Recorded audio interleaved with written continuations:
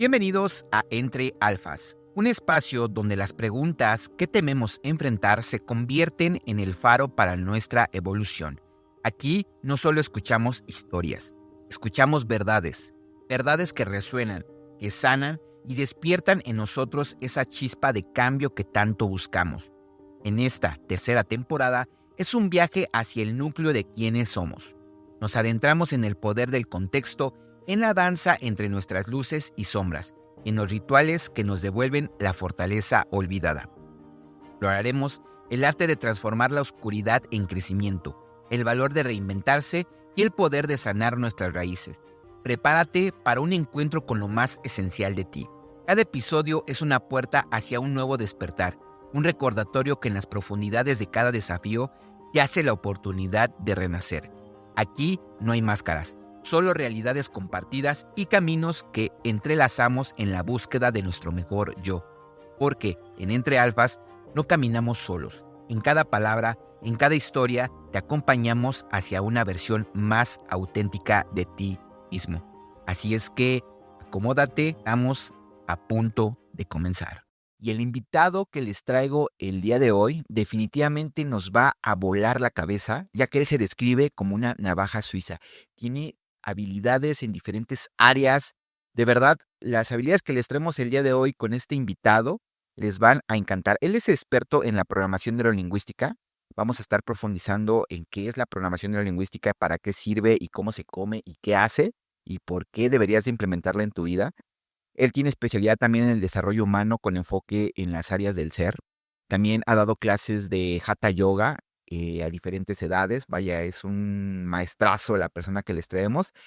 Además, me comentó algo muy importante antes de comenzar esta grabación, que él se dio cuenta que su coeficiente intelectual pues estaba por encima del promedio, ¿no? Entonces vamos a estar profundizando en sus pensamientos, vamos a hurgar quién es este invitado y quédense hasta el final porque de verdad las perlas de valor que vamos a extraer el día de hoy les va a volar la cabeza. El invitado que tenemos para ustedes es originario de Monterrey, Nuevo León y él se llama Sergio Torres. Bienvenido, mi hermano, y muchas gracias por aceptar esta invitación. No, a ti, Charlie, gracias por la invitación, gracias por la presentación tan fantástica y esperemos estar a la altura de ella. Así será, mi hermano. Y bueno, quiero comenzar esta charla preguntándote cómo influyó tu infancia en el camino que decidiste recorrer. Uy, y eso es algo que espero que platiquemos más adelante, pero dicen que infancia es destino, ¿no? Entonces, parte de lo que uno va viviendo en las primeras etapas y parte de lo que yo viví fue moldeando lo que fui viviendo, mis decisiones que fui tomando en la vida y hasta llegar a ser lo que soy hoy. Entonces, em, yo creo que tuve una infancia con muchas aristas extrañas, porque crecí en la clase media, ligeramente alta, estudié en colegios, pero también tuve algunas, deficiencias que obviamente no son voluntarias, a veces las deficiencias de los padres, pero se van presentando en uno. Por ejemplo, yo fui al colegio solo, me dejaban pasaba por mí un camión de la escuela, me llevaba a la escuela, me regresaba, a veces llegaba, no había nadie en la casa, y entonces comía solo, y pues para mí eso era normal, ¿no? Ahí yo iba, hacía la tarea y todo. Pero fíjate que eso produce algo que se llama la herida de abandono en las heridas de la infancia. Esto es una herida de abandono porque, aunque es inconsciente, porque no es lógica, las heridas de la infancia llegan al inconsciente, a una parte de la que uno no se da cuenta, porque no estaba mi mamá, por ejemplo, no había nadie. Mis hermanos, yo soy el mayor, mis hermanos iban al kinder, entonces, pues les llevo 2 años escolares, entonces ya me iba solo, regresaba solo, no había nadie, porque mi mamá estaba con mis hermanos pequeños, los llevaba, los traía. Y y después, digamos que ya me alcanzaron en la escuela, pero fíjate cómo son las cosas. En la secundaria, pues yo entro a la secundaria y obviamente me vuelvo a separar del ritmo de mis hermanos, ya tengo otro horario, tengo cosas así.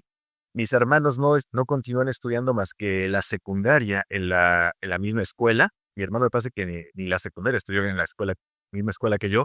Entonces, pues yo seguía llegando solo y y no había nadie en la casa. Y en la escuela en la que yo estudiaba, yo me iba de la casa A veces a las 7 de la mañana pasaba el camión por mí y regresaba como 4:30, porque mi escuela estaba lejos de mi casa. El camión tardaba mucho en ir y regresar.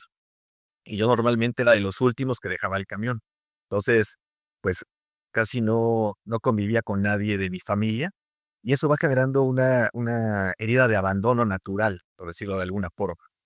Y ahora con el tiempo, pues he tenido que irla trabajando, voy a ir consiguiendo herramientas para trabajar eso, comprender que no es culpa de mi mamá el no haber estado. Obviamente en aquella época era más común el modelo de que los papás se iban en la mañana a trabajar y regresaban en la noche, así que pues su imagen también no estaba así como muy presente en ese sentido. Y, y más o menos así empezó a transcurrir mi infancia. ¿Cómo ves? Increíble, hermano, me identifico demasiado con esta historia que nos acabas de comentar, ya que yo con mi hermana, la que sigue, me llevo 5 años, entonces igual en la escuela pues no nos veíamos, ¿no? Totalmente identificado, mi hermano. Ahora, ¿hubo algún evento o persona en tu infancia que haya influido significativamente en tu vida? Wow, alguien que haya influido significativamente en mi vida en la infancia. Fíjate que ahorita quiero recordar a alguien en la etapa de la primaria y no recuerdo a nadie. Así que yo diga, wow. Y quiero recordar después en la secundaria, y me viene a la mente un profesor que tuve. Él me daba literatura, con el cual conviví bastante. Con él aprendí varias cosas platicábamos a veces en el recreo. En ese entonces me interesaba algo muy curioso. Leía un libro que se llamaba Las enseñanzas de Don Juan, que es un libro de magia yaqui. Ahorita ya no es muy conocido, esos trabajos son de otra época. Y, y con él platicaba mucho de esas cosas, de filosofía antigua. Y también era una época, ahorita ya los chicos ya no lo han de conocer, pero a mí me tocó la época de la Guerra Fría. Entonces, ya sabes, estaban los americanos y estaban los rusos. Entonces, había ideas subversivas y los que querían el comunismo y el socialismo. Y este profesor era de ese tipo de ideas y se me hacía interesante escucharlo. Yo realmente en algún momento dije, ¿cómo será esto del socialismo? No me llamaba mucho la atención y pues finalmente abrazo las ideas capitalistas. Quedo con ellas, aunque creo que sí el apoyo social es importantísimo, ¿no? Esa sería la figura que me impactó, digamos, en la etapa de la secundaria. Y ya en la prepa, así como para tener a alguien de allí, pues no me viene a la mente nadie, así que nadie demasiado destacado. Ok, tengo curiosidad. ¿Cuáles eran tus pasatiempos y hobbies cuando eras niño? Ok, cuando era niño, fíjate que ahorita me viene a la mente con lo que yo jugaba cuando era niño. Cuando era muy pequeño, tuve la suerte de que tuve muchos juguetes.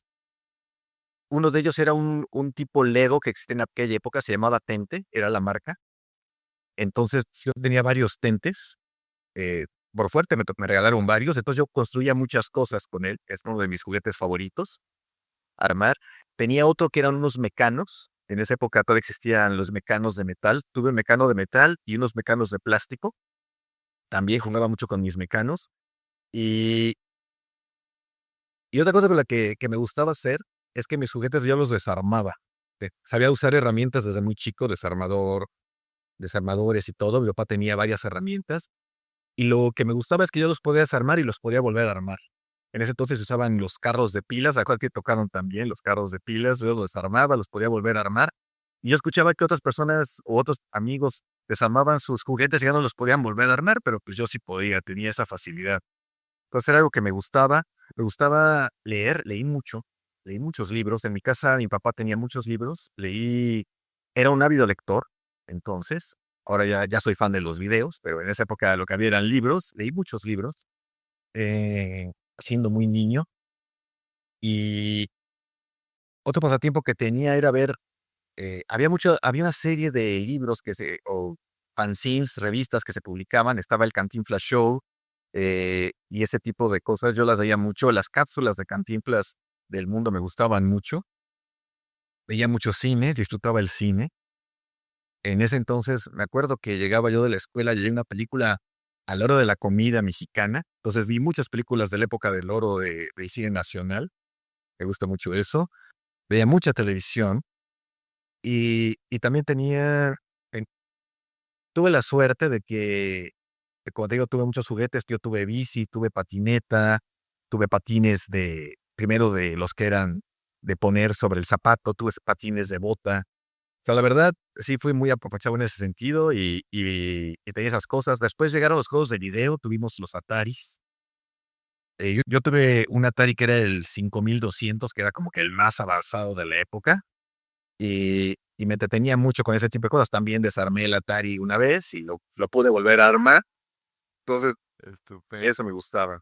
Sergio, fíjate que me identifiqué mucho en la parte que decías de la herida de abandono, ¿no? O sea, realmente nuestros padres pues salen al trabajo, salen a, como decimos en México, tras la chuleta, ¿no? Para poder traer un plato de comida a la mesa.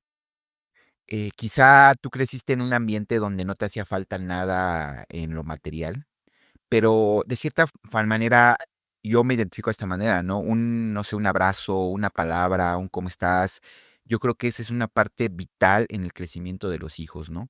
Entonces, la pregunta para ti es, ¿qué papel jugaron tus padres y tu entorno en tu desarrollo educativo? ¿Y qué valores o aprendizajes rescatas de tu entorno familiar que lo aplicas hoy en día en tu vida a rajatabla? Uy, me preguntas varias cosas. Entonces, vamos con la primera parte. Este, mira, yo creo que tuve la suerte de que mi mamá tenía visión, entonces me preparó en una escuela en la que yo llevé inglés desde el kinder. Y después en la escuela a la que entré, había un año que solamente se dedicaban a darte inglés, que teníamos 5 años antes de entrar a primera. Y después ya todo el resto de mis estudios, al menos era 1 hora de inglés diario. Entonces, eso era algo que, por ejemplo, a ella le criticaban, se lo criticaban su suegro, mi abuelo, decía: "No, tiene que aprender casi, casi náhuatl", ¿no? Él era más localista, pero mi mamá tenía una visión del mundo diferente, mi mamá viajó mucho, eh, entonces eso le permitió, pues, sostenerse y decir: "No, el niño va a hablar inglés y va a entender inglés, va a estar en una escuela de cierto nivel", y así me tuvo, esa es la verdad. Entonces, en ese sentido, mis padres me dieron herramientas con base en lo que se creía en esa época que era lo adecuado, mandarte a una buena escuela, para que tengas un buen trabajo y tengas éxito en la vida. Ese era el modelo que existía en aquellos años.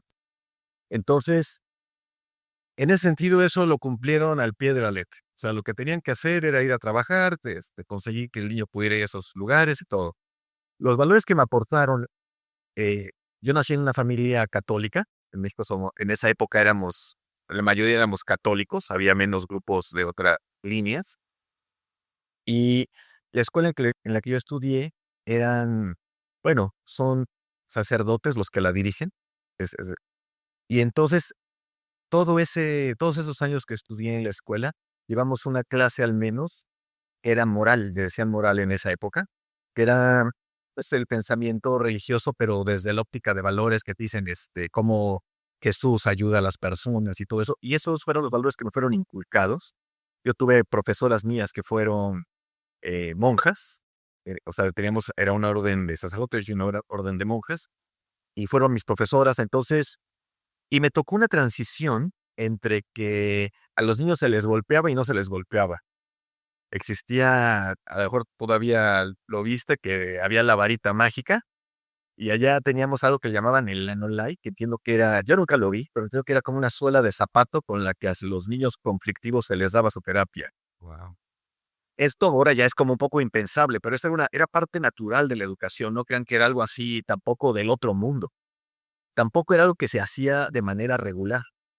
Entonces, con esas formaciones crecí y y obviamente me ha tocado ir viendo los cambios hacia ahora la generación de cristal, ¿no? Que ahora ya ni los mires feo porque te demandan, ¿no? Entonces, está esto muy extraño. No sé. Pero bueno, eso fue parte de lo que vi, los valores que me dieron. En la casa, obviamente, mis papás eran católicos, entonces seguíamos mucho los lineamientos religiosos, que son pautas en general el catolicismo, el cristianismo, el judaísmo y los musulmanes. Pues son muy del estilo, ¿no? O sea, pórtate bien, no le hagas mal a los demás y con eso todos estamos. Ya cada quien le pone ahí sus puntos y comas y asegúnes, pero creo que la generalidad eso es lo que buscan estas líneas de pensamiento. y con eso crecí. Entonces yo creo que eh, si yo tuviera que resumir todo eso es, sé feliz mientras no le hagas maldades al de al lado. O sea, y vive socialmente a gusto. Con eso estamos del otro lado. No sé, pregunta tenía otra parte. No, sí era parte de los valores y los aprendizajes que rescatas, pero bueno, ya nos compartías esta última parte. Ahora, antes de empezar a grabar, me comentabas que al tener un coeficiente intelectual por encima del promedio, también se daba que los compañeros de la escuela, pues igual y no te veían como un niño normal, ¿no? Por decirlo de alguna manera. ¿Cómo lograste enfrentar esta situación? Y de cierta manera, ¿hubo alguna forma de ver, una perspectiva que te ayudó a sobrellevar esto? ¿O realmente fue algo muy complicado para ti en esta etapa? Y ahorita que decías, me vino muy a la mente esto de la chica de la familia Peluche, esta niña que siempre le dicen que no eres una niña normal. Pues yo creo que lo escuché en diferentes palabras y matices a lo largo de toda la vida. Y, y es normal que cuando eres diferente, o sea, en este caso, pues yo no solamente soy inteligente, sino tengo perspectivas diferentes de varias cosas. Por ahí que he conocido personas que son muy inteligentes, pero pasan un poco desapercibidos porque siguen y se comportan como los demás, como dicen, a la derecha, pues voy a la derecha, a la izquierda, pues voy a la izquierda.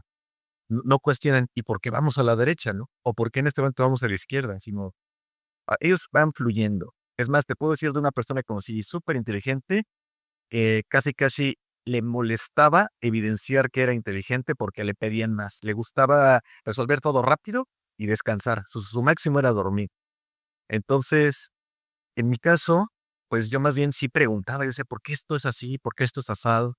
Y, y estos cuestionamientos, yo creo que a veces las personas no están listas para escucharlo y para comprenderlo. Ahorita me vienen dos ejemplos solamente. Uno, eh, a lo mejor ahorita no se entiende muy bien, pero yo escuchaba que alguien iba a ir a Veracruz, por ejemplo. Entonces, para mí eso no era claro. Yo preguntaba, bueno, pero ¿vas a ir al estado o vas a ir a la ciudad? Y entonces, pues voy a Veracruz. Las personas no ubicaban que mi contexto a mí me decía que eran dos cosas diferentes, aunque tenían el mismo nombre, ¿no? Entonces, algo tan simple, de repente yo acuerdo a mi madre teniendo conflictos conmigo porque es que va a Veracruz. Pues sí, pero con que cruce la línea fronteriza del estado ya entró Veracruz, ¿no? O si viera hasta la ciudad de Veracruz es otra cosa. Entonces, ese tipo de ambigüedades a veces las personas no están listas para saberlas. Y otra cosa es que yo crecí en la era del transistor. Entonces, muchas de las cosas tenían transistores. Entonces, para mí era lógico que todo el mundo supiera lo que era un transistor, porque hasta en las caricaturas, mira, es que ahora este radio es de transistores. Entonces yo llegué y pregunté a alguien, oye, ¿qué es un transistor? No, pues, quién sabe. Y de repente me di cuenta de que algo que se hablaba tanto, nadie sabía qué era, ni cómo funcionaba, ni qué hacía. Entonces yo estaba muy intrigado porque, por fin, o estamos en algo que es así muy conocido y que todo el mundo debe saber, o es alguien que todo es así como que oculto, o sea, desconocido, ¿no? En tecnología. Entonces, ese tipo de disonancias entre lo que era el contexto pop y lo que sabían del pop los que viven en el contexto pop eran para mí muy extraño. Y me generaron en ese momento muchas dudas, porque ¿cómo pueden estar hablando y viviendo en cosas que no conocen? Pero ya después me di cuenta, muchos años después, que así es, que las personas viven en ese contexto y no saben qué implica ese contexto. Y es normal, pero tienes que irte como adaptando. Yo la verdad no me adapté. O sea, si me preguntas cómo te adaptaste, yo no me adapté, porque yo decía, ¿cómo es entonces? O por ejemplo, yo sabía que la ley de oro de la mecánica era que lo que se gana en fuerza se pierde en velocidad. Entonces, ¿eso qué significaba? Que un vehículo o un motor simplemente, si va más rápido, y gira más rápido, pues avanza más rápido, pero tiene menos potencia en ese momento.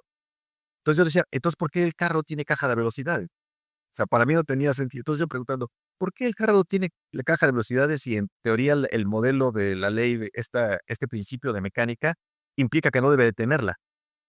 Y pues la gente no sabía, pero cuando les preguntas eso, todo el mundo, no sé, pero es algo que usan todo el tiempo, entonces como que para mí era extraño. Claro. Ya después me di cuenta Y además otra cosa que tengo de repente es que recuerdo muchos datos. Entonces el que las personas, yo les dijera, es que pasó esto, pasó esto. ¿Cuándo? ¿Cómo? O sea, no lo recordaban. Yo creo que un amigo decía que yo podía recordar cuando empiezan los programas, ves que dicen y venía tal actor y va a estar, me acuerdo del túnel del tiempo, va a estar Tony Newman y Douglas Phillips viajando en los laberintos del tiempo. Que yo te podía repetir todo eso de memoria. Y las demás personas no podían, o sea, mis compañeros decían, es que no, ¿cómo que te acuerdas de eso? Pues sí, yo me acuerdo de eso. Entonces, el ser así tan diferente, como que ellos dicen, no, este está como raro, ¿no? Porque se dan cuenta que no es que haya muchos como tú, eres como único. Entonces los desconcierta. Y yo creo que aquí, Sergio, una parte muy importante, ¿no? Que comentas que siempre te gustaba preguntar, ¿no? Yo creo que al menos como fue que creciendo yo en mi infancia recuerdo que preguntar, pues no era como que lo común, ¿no? Entonces te quedabas con la duda y ya pues tú te ponías a investigar, ¿no? De mi parte. Ahora, hurgando un poco más en tus pensamientos y recuerdos de tu infancia, ¿recuerdas cuál fue el momento más desafiante de tu vida personal y cómo esto influyó en tu crecimiento como persona? Pues mira, no sé si ha sido el momento más desafiante, pero fue curioso. Cuando, cuando estaba saliendo de la primaria, me invitó, tengo un tío que estaba, mi tía ya falleció, con mi tía que ella era de los Estados Unidos, ella, su familia es de Boston. Entonces, me invitaron a ir cuando terminé la primaria que estuviera ya un mes, ¿ok? Pero pues ya así como que, ay, me voy a ir a un lugar desconocido, un mes y todo. Y recuerdo que no podía dormir. Y algo que me apaciguó fue, no importa, sí, o sea, todo lo que me está ahorita preocupando. Simplemente, mañana va a salir el sol y a ver qué pasa. Y ese pensamiento me ha ayudado a lo largo de toda la vida. Así eso de que llegar y, o sea, algo me están preocupando mucho. Mañana va a salir el sol y después mañana también va a llegar la noche y al día siguiente vuelve a salir el sol. Así que no importa todo esto que yo tengo en la cabeza, todo lo que está ocurriendo, eso va a ocurrir. Entonces, tranquilo. Y yo desde entonces tengo conciencia de que duermo como un angelito, ¿no? O sea, yo sí duermo en las noches, nada de insomnio y súper tranquilo. Ese creo que fue así un momento cool, Fíjate que desafiante y cool. me recuerdas a algo que, bueno, yo lo conozco de esta manera, ¿no? Confiar que la vida me sostiene, ¿no?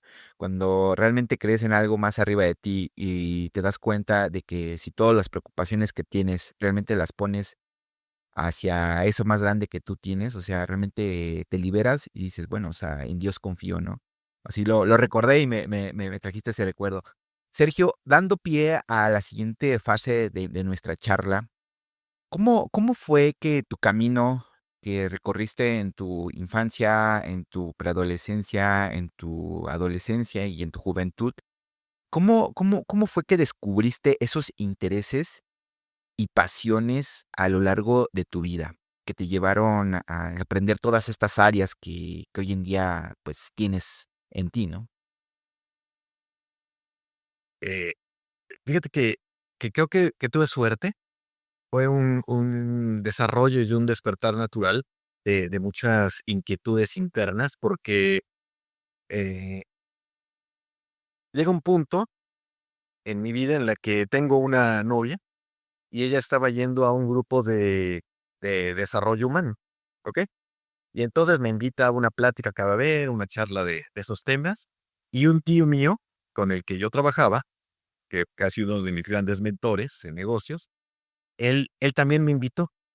Entonces llego al evento y le encuentro a ella, ¡ay, qué bueno que viniste! Así, genial, ¿no? Y casualmente también estaba ahí mi tío y, ¡ay, viniste! Sí, sí, qué padre. ¡Ay, se conocen todos, ¿no? ¡Ay, sí, todos nos conocemos! Y ahí, en esa presentación de esa plática, una vez que fue en algún teatro, era una audiencia grande, me empezó a gustar el desarrollo humano, ahí me interesé por eso, empecé a asistir a este instituto en el que estaban y empecé a aprender, ahí empecé. Al principio, pues empiezas a ver herramientas de desarrollo, cómo, cómo trabajar contigo. Eh, el modelo me parece que es el de Carl Rogers, el que están usando. Y entonces empecé a ver esas herramientas, las empezamos a trabajar y yo estaba así muy contento ahí. Y después pasa el tiempo y me toca la oportunidad de que tome yo unas clases de yoga que ellos daban ahí. A mí al principio la yoga no me llamaba la atención porque hacía eso como hacerte así como bolita y charamusca y todo. Tenía esas preconcepciones. Y además, a lo mejor te acuerdas de un programa americano que se llamaba Es Increíble. Y entonces ahí salía alguien que se llamaba el Yogi Kudu. Entonces el Yogi Kudu hacía proezas porque era pues alguien que hacía yoga y se metía en una cajita pequeña de acrílico como de 30 por 30 y se desnuda y yo decía, ay, no, eso como que está muy loco, ¿no? Y ya que empecé a aprender yoga, me di cuenta que no era así, que era de una forma diferente. Era más, pues no tienes que hacerte bolita, eso es un poco más como de show, un poco de show, ¿no? De lo que se puede llegar a hacer cuando eres muy flexible, pero no es el objetivo. De hecho, la palabra yoga significa yug, viene del yug, del sánscrito, que significa unión. Es la unión del hombre con Dios. Esa es la finalidad de la yoga. Entonces, como herramienta, te ayuda el irte desarrollando en eso, te ayuda a concentrarte, te ayuda a la flexibilización y ayuda a las tres partes de las personas, ¿no? Que somos así como que la parte física, la parte emocional e intelectual y la parte espiritual. Entonces, eso me llamó mucho la atención y me fui quedando ahí, fui pasando por diferentes niveles y después tuve la oportunidad de yo dar las clases para los básicos y así me quedé. Varios años di clase para adultos, digamos. También tuve la oportunidad de darle clase a niños. La dinámica es diferente porque el niño es más inquieto, pero, pero es una etapa que me gustó mucho, que disfruté mucho. Y junto con eso se daba lo que eran las herramientas de desarrollo humano. Había todo un programa anual. Entonces teníamos las clases ahí marcadas y era muy satisfactorio. Bueno, ha sido de mis mayores satisfacciones el darle clase a las personas y ver cómo pues encontraban tranquilidad, paz, herramientas para su día a día. Y fue algo que me gustó mucho y pues ahí me quedé, siguiendo ese tipo de cosas. Wow. Sergio, en tu camino hacia el autoconocimiento, ¿qué descubrimiento sobre ti mismo te sorprendió más? Eso nunca me lo había preguntado. Eh, yo creo que son varias cosas. La primera es que me gustaba ayudar a las personas. Ese fue un descubrimiento importante. Pero fíjate que también van ocurriendo cosas paralelas en el desarrollo de tus habilidades. Por ejemplo, yo empecé siendo así como que el último de los profesores, ¿no? Porque era el que menos experiencia tenía, el que menos años tenía de dar clase, y llegué a ser el encargado de esa área. Entonces, no es profesionalmente porque era un trabajo que hacíamos de manera voluntaria, pero el ir desarrollando tu liderazgo de manera natural, o sea, o el trabajo en equipo, porque también antes de ser cabeza, pues me tocó estar en juntas de trabajo, vas desarrollando otras habilidades o bueno, yo fui desarrollando otras habilidades que tenía y que se podían aprovechar pues, para el bien común de alguna forma.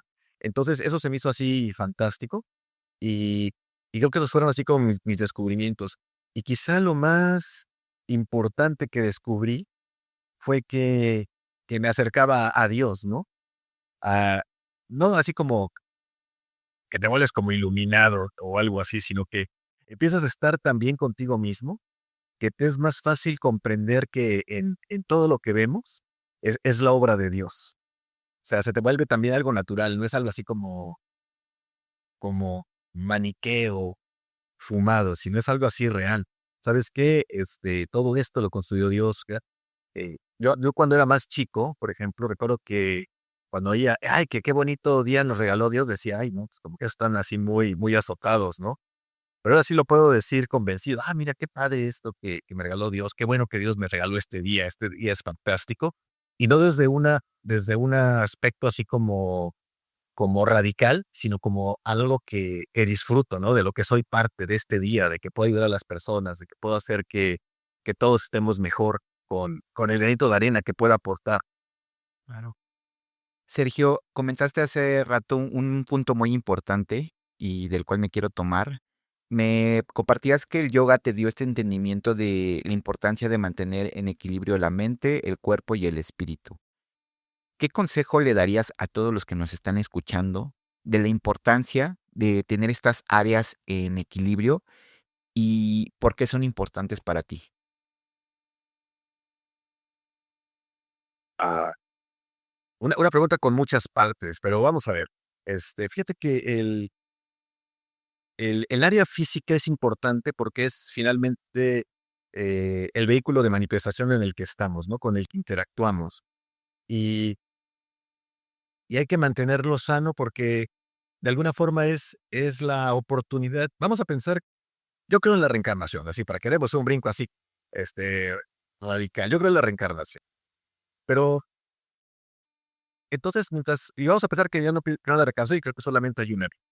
Entonces, en esta sola vida, si tengo solamente este vehículo de manifestación y voy a vivir N años, entonces que esos N años los viva yo dignamente, que los viva cómodamente, que yo les pueda sacar jugo, porque voy a poner también cuál creo que es el objetivo final en la vida, es ser feliz. O sea, sin molestar a los demás, o sea, siendo yo feliz y en armonía con todos, es cuando logras eso, ya la armaste, ¿no? Aquí perdón por interrumpirte, aquí me gustaría hacer un doble clic nada más para que quede muy claro. Para ti, ¿qué simboliza la sociedad? Mira, esa es una pregunta que es curiosa porque creo que no tiene una respuesta, sino tiene más bien una forma de percibirse y me apoyo en la canción que ganó el OTI, para los que todavía no sepan lo que es el OTI, búsquenlo en el YouTube, el OTI, con una canción que cantó el Gualberto Castro y que hizo Felipe Gil antes de volverse Felicia. Entonces, esta canción se llama La Felicidad precisamente, y en la parte principal de la canción dice que la felicidad es una forma de navegar por esta vida que es la mar. ¿Cómo se navega? Como tú estés a gusto. Si para ti es estar a gusto yendo a las montañas, fantástico. Si para ti es a gusto estar en la ciudad, fantástico. Cada quien le encuentra cómo navegar por la vida y cuando estás a gusto, cuando te sientes pleno, en ese momento le diste el clavo. Por eso digo que no hay una respuesta en el sentido de que única, sino cada quien, con respecto a lo que veas en la vida, está fantástico. Entonces, encontrando ese punto en el que estás a gusto viviendo con lo que, más bien con la vida que hiciste, con lo que estás haciendo, con lo que trabajas, y en armonía con los demás, misión cumplida, ¿no? O sea, más bien estás en el camino de ser más pleno, porque pleno no es como un punto, sino es algo dinámico. O sea, soy pleno hoy haciendo esto, pero chin, mañana nos llegó el huracán y nos tomó la ciudad. Bueno, pues no te vas a chicopalar por eso. Bueno, al principio a lo mejor sí te da el bajón, pero después, bueno, ¿qué hacemos? Pues reconstruimos, ¿no? O sea, es el reto. ¿Para qué? Para para continuar con la plenitud que estás logrando. Entonces, esa adaptabilidad, ese agarrarle la onda, cómo navegar por la vida, eso es lo que te da la felicidad. Entonces, yo así lo veo. Esa creo que sería mi respuesta en ese sentido. Perfecto. Y retomando la pregunta inicial de la importancia para ti de trabajar mente, cuerpo, espíritu, seguíamos con la mente. Bueno, me voy a quedar tantito en el espíritu, digo, en el cuerpo todavía. Entonces, para poder llegar a esos, vamos a pensar que vamos a vivir 100 años, para que sea ya un número más que 100, más. Entonces, estás ahí en los 100, pues que llegues de una manera que estés cómodo, que te puedas mover, que, digo, a lo mejor no corras el maratón, pero que sí tú puedas hacerte tu desayuno, que puedas ir al baño correctamente, que puedas ir a disfrutarte de un partido de fútbol, que tengas una vida cómoda. Esa es la forma de, yo creo, de mantener tu plenitud en ese momento. O sea, estás siendo feliz. Entonces, por eso la importancia de mantener el cuerpo, ¿no? Entonces, en ese sentido, los chicos que veo que están en el grupo, que van a hacer ejercicio, fantástico, van por el buen camino, sigan con eso, tengan su rutina cotidiana y extraordinario. Cuiden también su dieta, es importante, porque de repente ahora estamos comiendo cada cosa más rara. Está bien una vez para que la prueben, pero pues, nada más. O sea, coman frutas y verduras, muchachos. Yo soy vegetariano desde los 90, finales de los 90, o del 18, así que es decir que sí se puede, y cada vez hay más productos, vegetarianos, así que les sabe todo igual, hay chorizo, hay chicharrón, y hay quienes son, 80 o 70% vegetarianos y sí se dan sus carnes asadas y todo. O sea, pero es mantener más hacia la salud, o sea, inclinarte más a lo sano que a lo no tan sano. Y ahora sí, pasando al siguiente, igual es con las emociones y los pensamientos, ¿no? Necesitamos mantener una higiene mental y sentimental, porque sí, como vuelvo a tomar el caso de los muchachos que viven en el grupo que de repente, chin, ya me dejó esta muchacha, ya me pasó esto, ya me corrieron del trabajo, mi jefe me explota.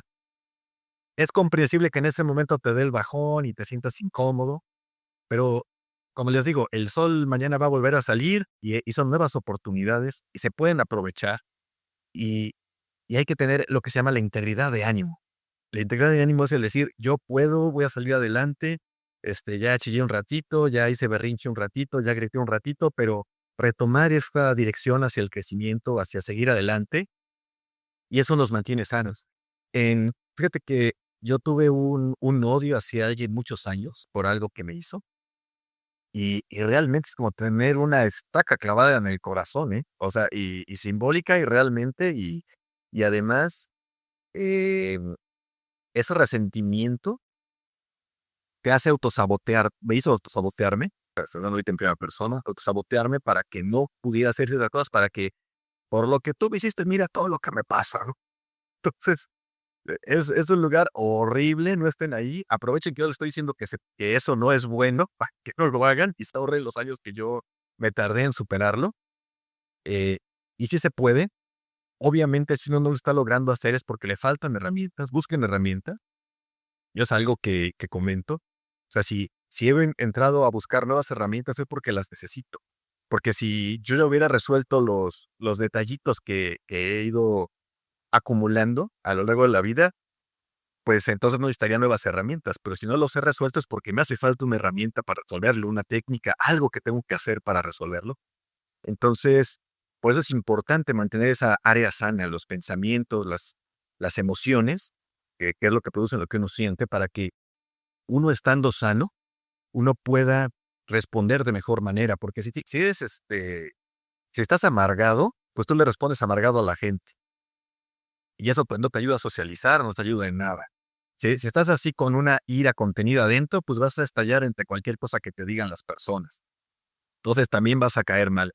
Pero si estás ya más sano, si ya estás sano, si estás trabajándote internamente, si si estás como en esa actitud de estar bien con todos, bueno, primero bien contigo, pues se refleja cuando estás bien con todos.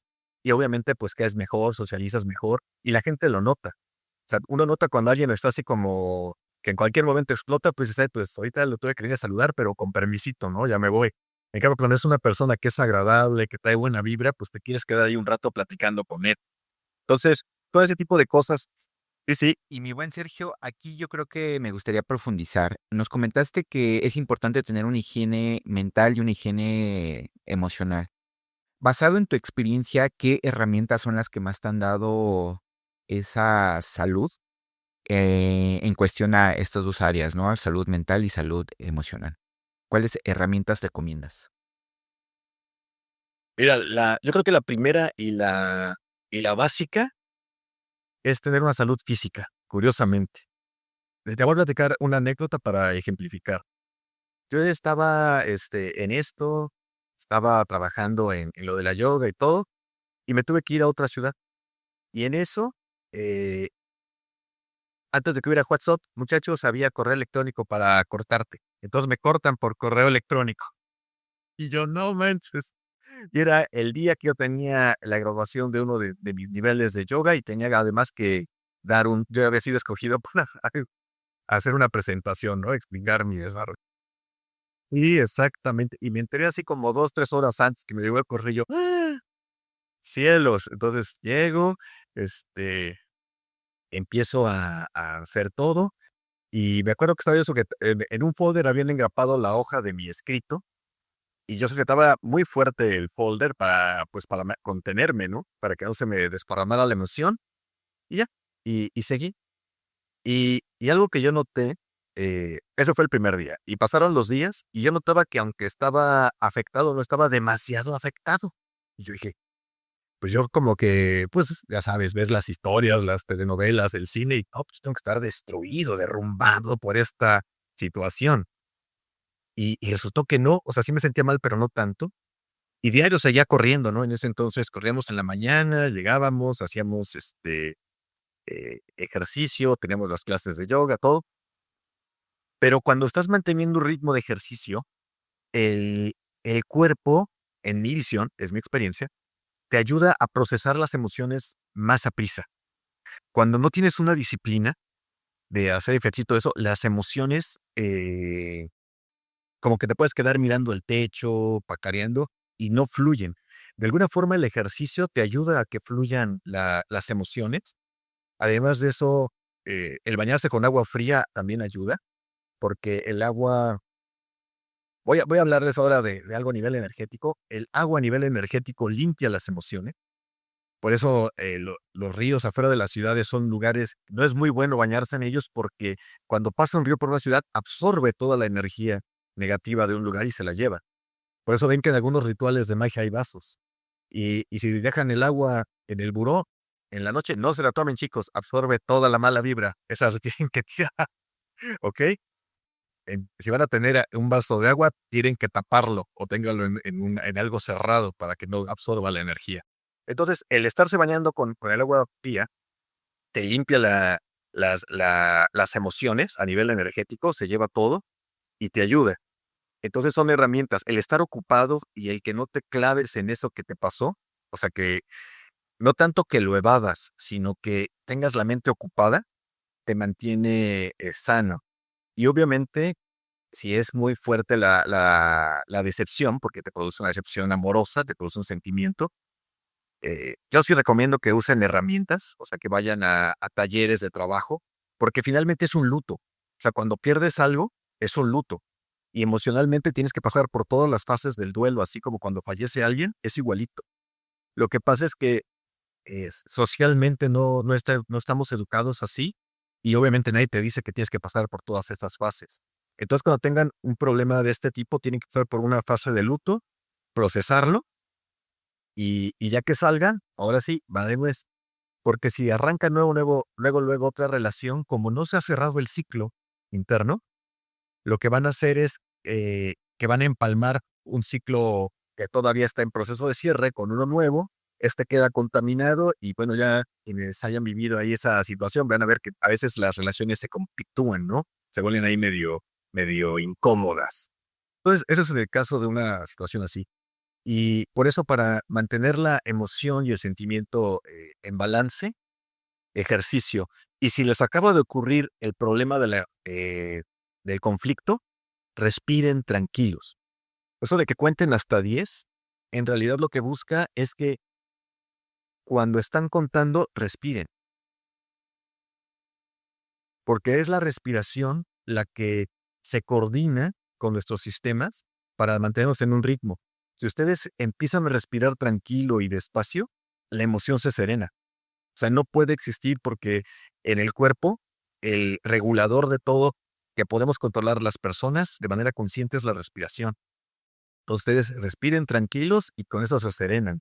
Por eso a veces las personas para tranquilizarse fuman. No es en realidad que fumen, sino que para fumar necesitas tomar un ritmo respiratorio. Y eso es lo que la serena. Lo que pasa es que las personas no saben que es por eso.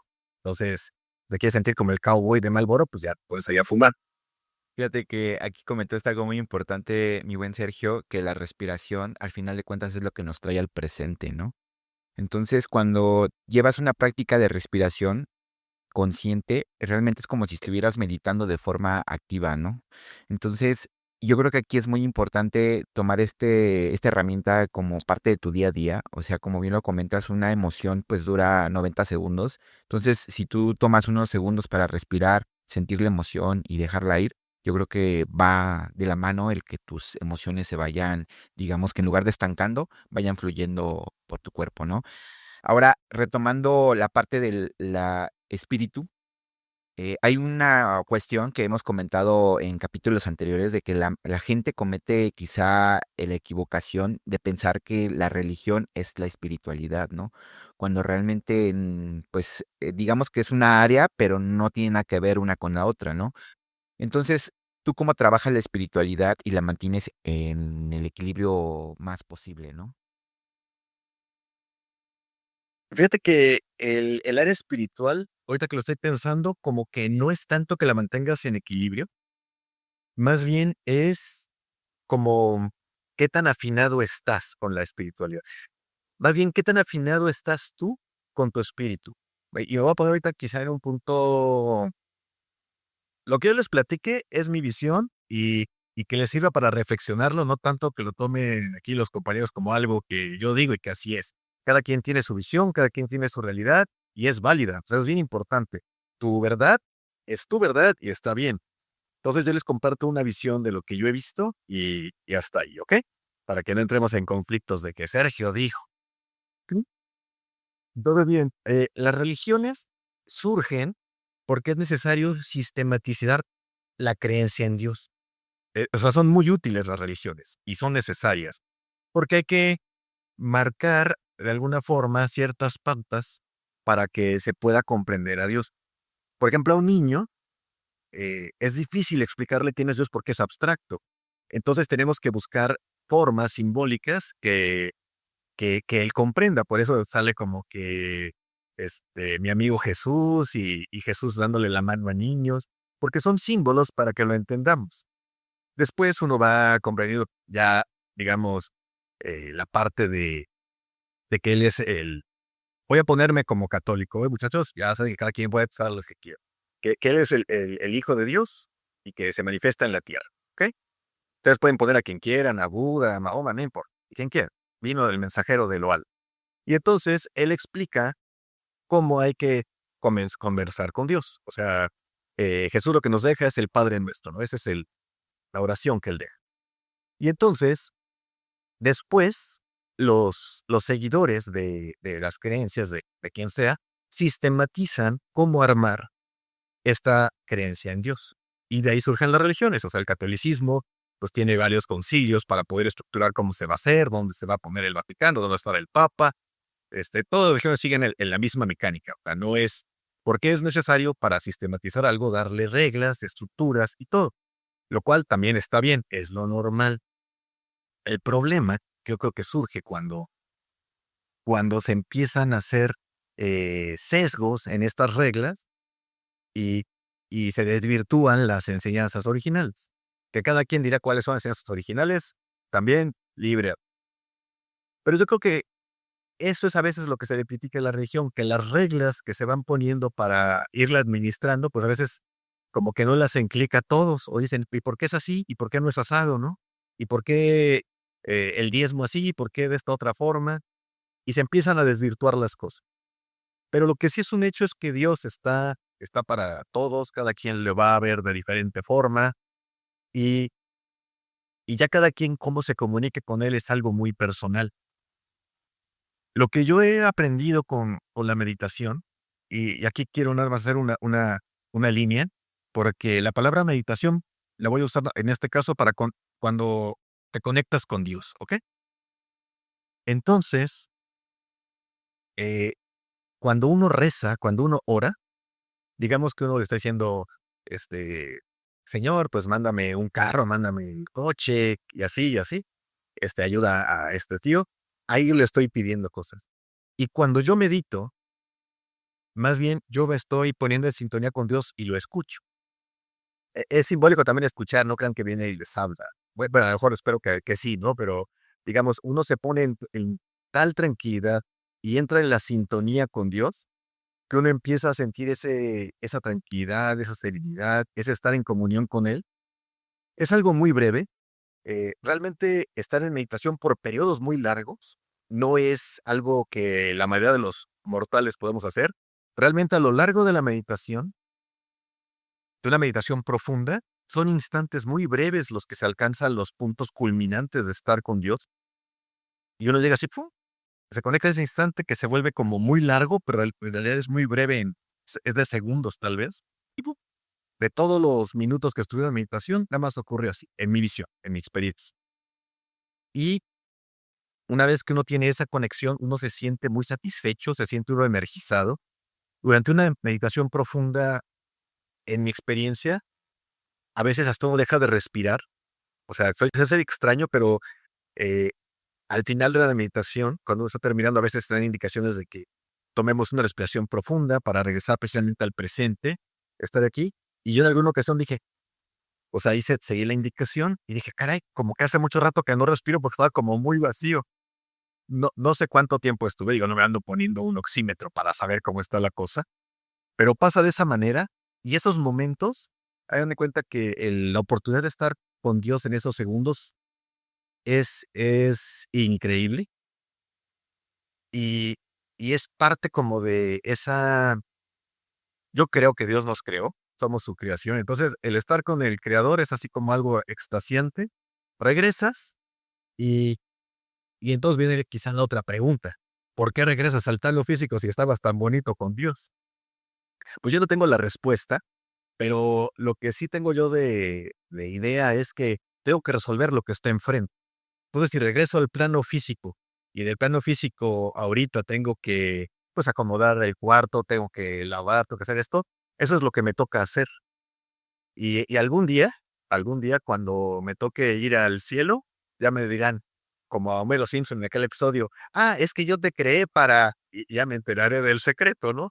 Ahorita nada más lo que yo veo es que el día a día es para resolver lo que está en el plano físico. Necesito, como un ser creado por Dios, comunicarme con Él y yo oro con Él y de repente medito para escucharlo, para sintonizarme con Él. Y eso es lo que me mantiene sano. Esa es mi visión. No sé si esa era la pregunta. No, está increíble, mi buen Sergio, y ahorita conforme ibas contando esto, me vino justo a la mente la meditación que hice por la mañana, la cual, bueno, ya últimamente sí me he dado mucho por meditar diario, diario, diario, diario, y los fines de semana que tengo más tiempo, pues me dedico hasta una hora, ¿no? Meditando.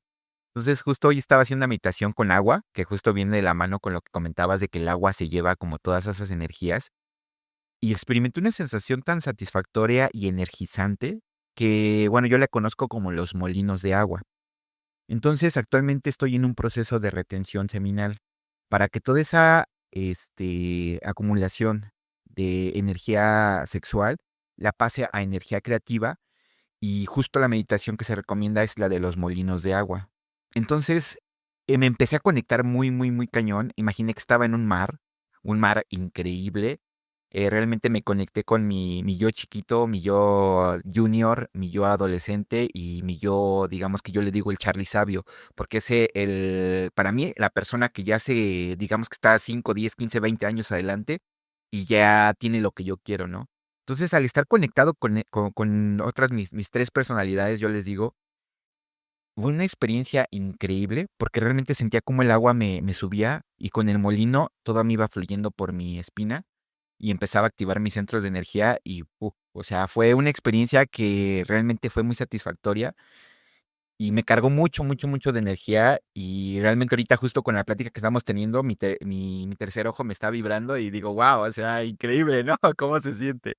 Pero bueno, ya después de esta pequeña experiencia que les comparto, realmente la única reflexión que les daría, si no lo han hecho, si no se han sentado a investigar qué significa meditar, o sea, realmente hay personas que les cuesta mucho sentarse y estar por mucho tiempo sentados manteniendo la respiración, pero hay diferentes formas de meditar, ¿no? Puedes hacerlo caminando, puedes hacerlo de pie, acostado, como a ti te guste más, pero realmente te recomiendo a ti, hombre que me escuchas o que nos escuchas, meditar hoy en día es una herramienta que sí o sí te va a dar un poder de autoconocimiento brutal. O sea, realmente el conectarte tú con Dios, como lo ha comentado Sergio, el conectarte contigo, o sea, realmente es una experiencia que solamente tú la vas a vivir cuando estés ahí presente, ¿no? Y Sergio, para terminar este bloque y pasar al último de nuestra charla, ¿qué libros, prácticas o experiencias han sido tus guías constantes en la búsqueda de este equilibrio, ¿no? Mente, cuerpo y espíritu. Que nos puedas compartir y que igual y para ti sean esos mentores que nos puedas brindar. Ok, ok. Nada más si quisiera tomar un punto de algún detallito del punto anterior. Fíjate que eh, voy a separar un poco la meditación de los ejercicios mentales, ¿ok? La meditación la voy a acotar, en este caso, a conectarme directamente con Dios y escuchar a Dios. Porque ha habido o hay una serie de ejercicios por ahí en el YouTube y por todos lados que la meditación de por aquí, de por allá y de por acullá, y son ejercicios mentales. De hecho, antes de meditar, cuando nosotros estábamos aprendiendo, cuando a mí me estaban enseñando, hay ejercicios de atención mental. O sea, el sentarte y ver, por ejemplo, un mandala, digamos un dibujito, puede ser cualquier objeto, ¿no?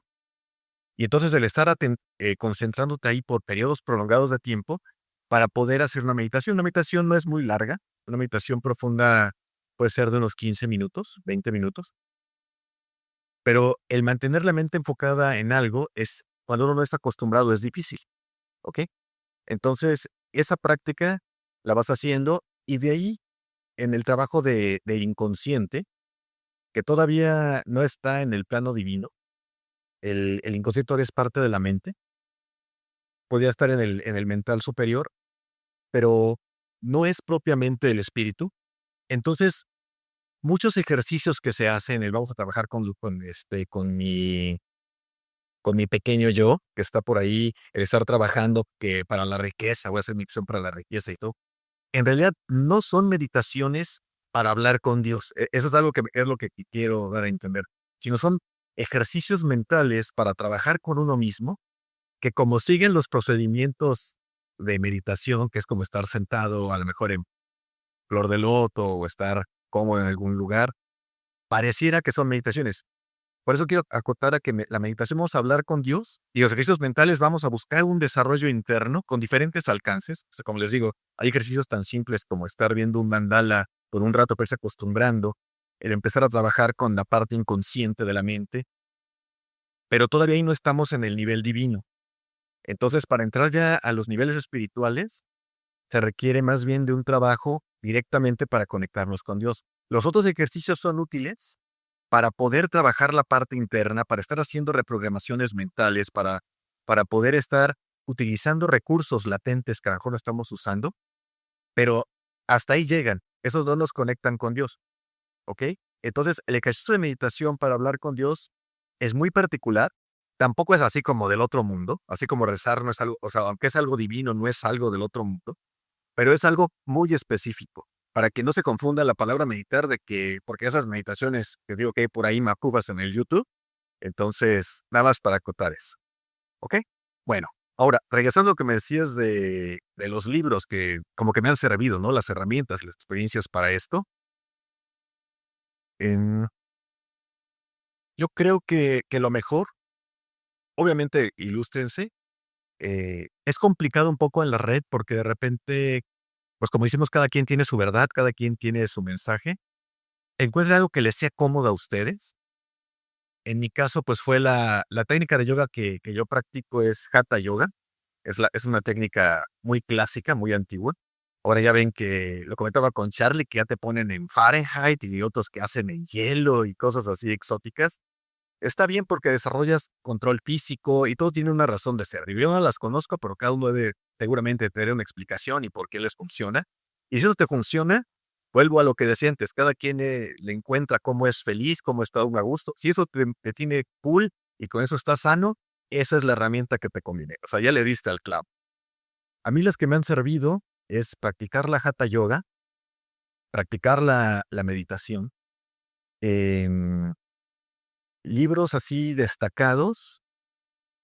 El libro de la felicidad del doctor Estrada, em, el estar en talleres vivenciales, yo creo que es útil una vez que hayan hecho ustedes su investigación de campo en Internet, vayan a talleres, conozcan la técnica en vivo y y si ven que hay algo extraño, sospechoso, misterioso, o que alguien los quiere llevar a un cuarto oscurito, salgan de ahí, ese no es el lugar correcto.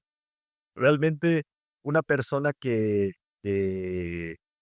que hace este tipo de actividades, obviamente todo el mundo tiene que cobrar porque hay que pagar un local, hay que pagar renta, igual luz, teléfono, pero alguien que lo hace por el placer de servir, ustedes lo van a notar, les va a dar el feeling de que lo está haciendo bien, que lo que su objetivo es ayudar a las personas. Y independientemente, como les digo, siempre todo el mundo va a cobrar porque todos tenemos que pagar donde estamos y todos tenemos que comer algo sabroso. Entonces, eso es lo importante.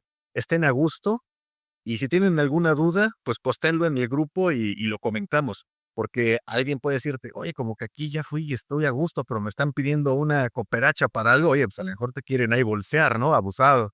Entonces, que tengan esa curiosidad de preguntarle a los demás y pues ahí las dudas que puedan surgir, pues con gusto las podemos resolver. Exactamente, mi buen Sergio. Y mis hermanos, si has llegado hasta aquí, quiero hacerte un anuncio especial. El maestro Sergio justo me contactó y me dijo, Charlie, estaría increíble hacer este tipo de dinámicas. Entonces estuvimos charlando por un buen rato y surgieron varias ideas. Le queremos hacer el anuncio que para la siguiente reunión que vamos a tener online, habrá una charla, una tipo charla TED, donde el maestro Sergio nos estará compartiendo la relación, por ejemplo, entre programación neurolingüística y las heridas de la infancia, ¿no? Cómo poderlas, pues de cierta manera sobrellevar o inclusive hasta sanar de cierto punto. Entonces estaremos teniendo esta charla en una próxima sesión online. Ya les estaremos dando toda la información a través del grupo. Entonces, si aún no formas parte de nuestra comunidad, vamos a dejar aquí el enlace en la descripción del episodio para que vayas y formes parte de nosotros totalmente gratis. Entonces ya le estaremos dando fecha, hora y pues en este caso, de qué manera se va a llevar a cabo, a través de qué medio. Entonces mantente al pendiente porque de verdad estará increíble la charla que nos dará. No será una charla extensa, sino será tipo TED Talk, como decíamos, una de 20-25 minutos para que sean puntuales y de alto valor, ¿no? Entonces, dicho lo anterior, Máster Sergio, pasemos a la última fase de esta charla y justo hablando de la programación neurolingüística, me gustaría que nos contara qué herramientas de la programación neurolingüística pueden ser más funcionales para el día a día. Por ejemplo, antes de comenzar la charla, justo me compartía una técnica que se llama Switch, que justo es como para cambiar una situación que te está provocando pues alguna insatisfacción corporal o mental y con esta técnica pues puedes inclusive llegar hasta pues digamos que desvanecer fobias para que tú puedas controlar más, ¿no? Entonces, ¿qué otras prácticas o si nos quieres dar esta, de qué manera podemos llevarlo a lo terrenal para poderlas aplicar en el día a día? Ok, ok. Bueno, pues les platico eh, qué podemos hacer con la PNL. Miren, lo que he visto de la PNL es que es una serie de herramientas y de técnicas que nos permiten sacarle jugo a los recursos que tenemos. Originalmente la PNL se usó para aprender cómo las personas que eran exitosas llegaban a tener ese éxito. Fueron estos investigadores originales de la PNL recopilando los datos, las estrategias, las técnicas y vieron cuáles se le podían enseñar a otra persona para que repitiera estos resultados exitosos. ¿Ok? Entonces, esa fue la primera etapa. Después, pues siguieron aprendiendo con el tiempo nuevas estrategias de hacerlo y encontraron en formas más avanzadas.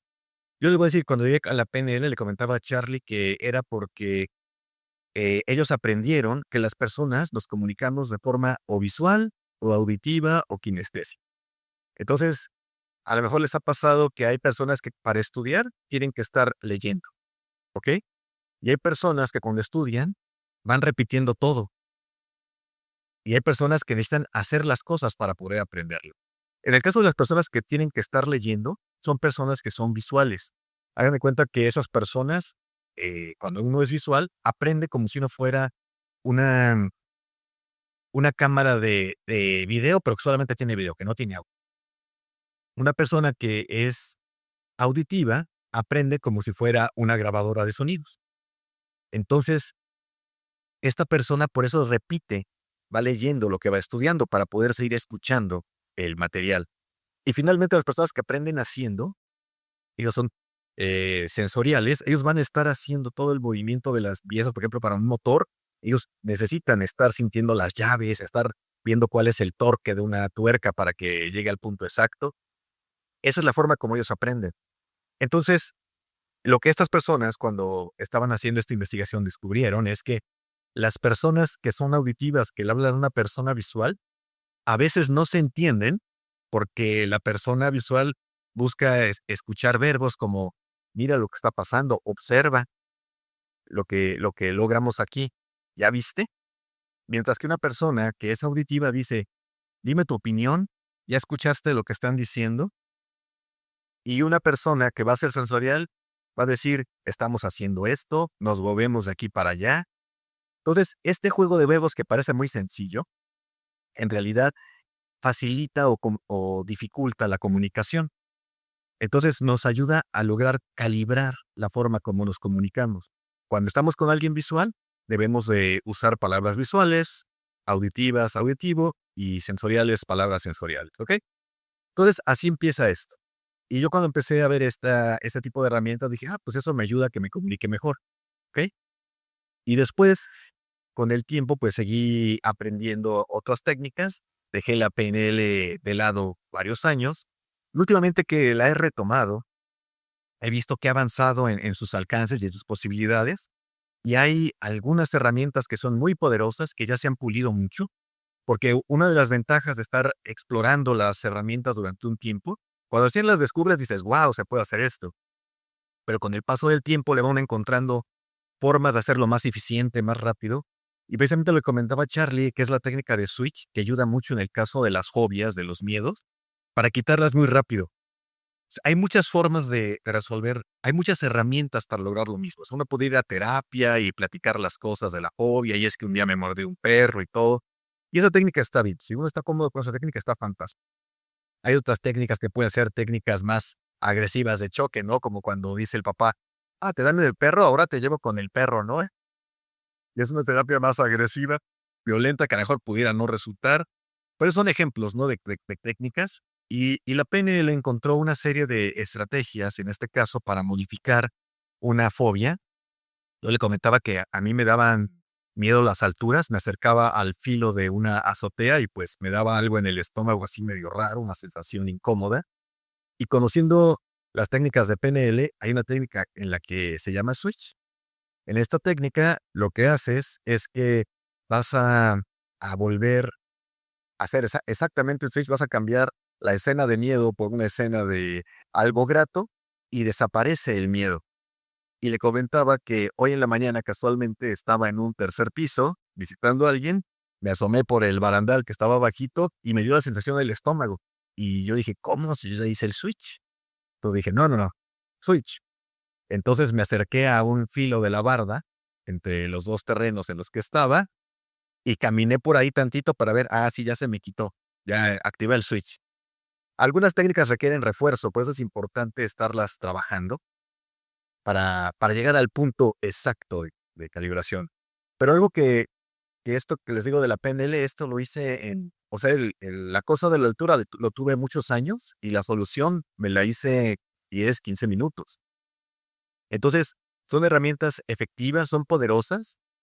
Lo que a veces ocurre con la mente, a veces caigo en eso, es que cuando las soluciones se ven sencillas, uno dice, eso no funciona, está demasiado simple para funcionar. Entonces la PNL a veces tiene soluciones que se ven sencillas y rápidas y uno dice, ¿cómo va a ser si tanto tiempo que me falló y ahora ya muy rápido? Pero la verdad es que sí funcionan, lo he visto. eh, Tengo la suerte de coordinar un grupo de estudio de compañeros míos de PNL y compartimos experiencias y voy viendo que sí, que en efecto, bueno, todos llegamos con nuestros detallitos para trabajar, para ojalatearnos internamente y empleando las técnicas nos hemos podido ir depurando, vamos comentando qué técnicas nos han funcionado mejor y ahí vamos dándole y, y mi conclusión es que sí funciona y como dicen, y funciona muy bien.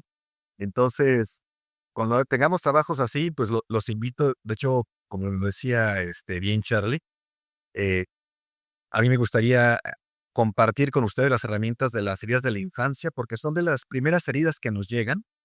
Y algunas veces cuando veo a los compañeros en mi grupo que ponen, me pasó esto, yo normalmente les escribo en privado, no me gusta mucho escribirles en el grupo porque a veces, pues con lo que comentamos uno se abre mucho en lo personal. Entonces, para hacerlo un poco más privado, más discreto. Y si me platican, no, pues me pasó tal cosa. Digo, mira, yo te sugiero que veas esto. busca un terapeuta, a lo mejor en el DIF, pero oye, que vas a trabajar esto en particular, porque como que, pues uno se le va aprendiendo, uno va teniendo el feeling de con qué les puede uno apoyar.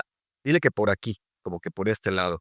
Entonces, hace poco me escribió uno, no, fíjate que me sirvió mucho lo que me dijiste de las heridas, estuvo muy bueno.